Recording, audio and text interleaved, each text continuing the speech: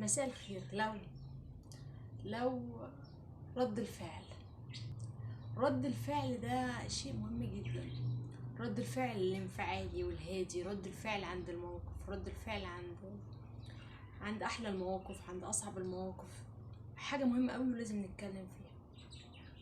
دايما تلاقي شخص بيقولك انا عصبي قوي، اي حاجه بتعصب ومش عارف اتصرف في الموضوع ده ازاي، وما بحبش حد يجي عليا، ما بحبش حد يقول كلمه ما تعجبنيش، ما بحبش حد مش عارفه ايه يكلمني بطريقه ما تعجبنيش، وتلاقي ان هو بيعمل كده. طيب، في فيلم اسمه الطائر الحزين بتاع محمد صبحي، كانوا كلهم بيحاولوا يستفزوه طول الوقت وهو ما بيورهمش غضبه.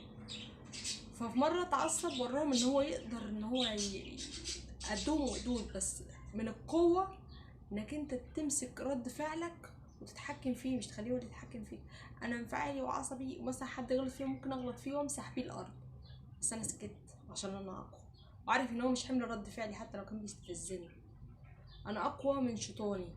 انا بسمع كلام النبي عليه الصلاه والسلام في ردود الفعل، لان الاساءه ما بتردش بالاساءه. هتقولي يعني حد يسيء لي واسيبه وامشي؟ حد يسيء لي وما ردش عليه؟ عارف ان اكبر عقاب هو التجاهل؟ عارف ان احسن حاجه ان احنا نوسع خلقنا ونستحمل بعض ونطول بالنا على بعض؟ تلاقي مثلا تبقى راكب مواصله او حاجه، تلاقي ان انت دوست على رجل حد، مش تحاسب يا اعمى، انا متاسف. تلاقي ان هو نازل اصلا واخد شحنات بيفرخها فيك وانت بتفرخها فيه. طب وليه؟ ما انا اعرف ان انا قوي وجامد من غير انفعال. انا قوي وجامد ان انا اقدر اتحكم في انفعالي. رد فعلي لما حد يقرر انه يسيبني وانا ما استاهلش ده، اني استحمل واكمل واعيش حياتي، بدل ما اقول انا هكسر الدنيا وهدي الدنيا على دماغه وعلى دماغها وهوريهم. ده ضعف. لا، ان انا اترجم ده ان انا اقدر اعيش حياتي، ادور على حد يستاهلني. لما حد يقول انه بيحبني، افكر في صفاته، في عيوبه، في مميزاته، وهل هو جدير بيا، وهل بيقولي ان هو بيحبني عشان ياخد مساحة اكبر في حياتي يتحكم فيا، ولا يدعمني ويشجعني ويكون معايا. اعقلها وتوكل.